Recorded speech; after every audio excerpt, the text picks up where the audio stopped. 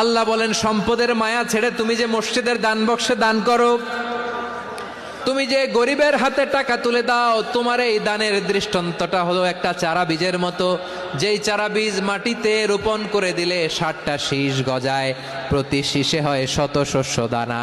আল্লাহ যারে চায় তেমনি বাড়িয়ে দেয়, তিনি যাকে মন চায় তাকে প্রাচুর্যতা দেয়। সুবহানাল্লাহ, ওয়াসিউন আলিম। আপনি যে দান করেন এটার দৃষ্টান্ত চারা বীজের মতো, রোপণ করে দিলে এক বীজ থেকে 60টা শীষ গজায়, প্রতি শীষে থাকে শত শস্য দানা, 100 করে শস্য দানা, 700টা। তাহলে দিলে বাড়ায় দেয় কে? আল্লাহ বলে, এই বনি আদম আনফিক উনফিক আলাই, তুমি দাও আমি তোমারে দেব। এখন আপনি না দিলে আল্লাহ আপনারে দিবে? বেলাল রাদিয়াল্লাহু তাআলা আনহু, মদিনার সবচেয়ে গরীব সাহাবী, বিশ্বনবী বলেন, আনফিক বেলাল, ও বিলাল তুমিও দাও। আপনারা কি জানেন বেলাল রাদিয়াল্লাহু তাআলা আনহুর সম্পদ কত ছিল?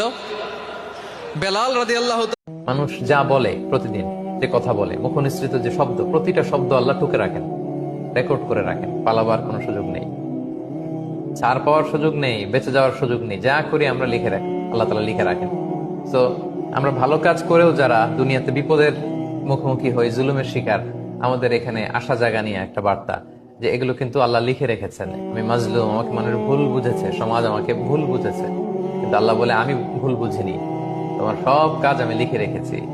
ভালো করলে ভালোর প্রতিদান তুমি পাবে, খারাপ করলে খারাপের প্রতিদান তুমি পাবে। ওয়াকুল্লা শাইইন আহসাইনাহু ফি ইমামিম মুবিন, প্রতিটি কাজ ওয়েল ডকুমেন্টেড ম্যানারে লিখে রাখা হচ্ছে, সংরক্ষিত হচ্ছে, লিপিবদ্ধ হচ্ছে। আমরা যখন মানুষের সামনে কিছু করি তখন খুব সাবধানে কথা বলি, আমরা ক্যামেরার সামনে যখন কিছু করি বলি সাবধানে বলি, কারণ এটা রেকর্ডেড, ডকুমেন্টেড। আল্লাহ তাআলা বলেন, এরকম ইমামুম মুবিন নামক ভিডিও রেকর্ড দিয়ে আমি সবকিছু সিসি ক্যামেরার মতো টুকে রাখছি।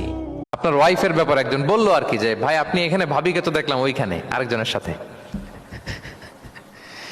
আপনি এসেই আপনার স্ত্রীর উপর চড়াও অথবা গায়ে হাত তুললেন, তো হতে পারে যে ওই ভদ্রলোক অন্য কোনো মহিলাকে দেখেছে, কিন্তু আমরা একদল আছে শুধু সমালোচনা, ওর এই সমস্যা, ওর এইটা, ওর ওর মানে তার দায়িত্ব হচ্ছে সবার সমস্যা বের করা। এরকম দায়িত্বপ্রাপ্ত কিছু লোক আছে না? নাই না, এগুলো থেকে আমাদের বেরিয়ে আসতে হবে। অন্যের দোষ খোঁজা বাদ দিতে হবে, দোষ খুঁজলে নিজের দোষ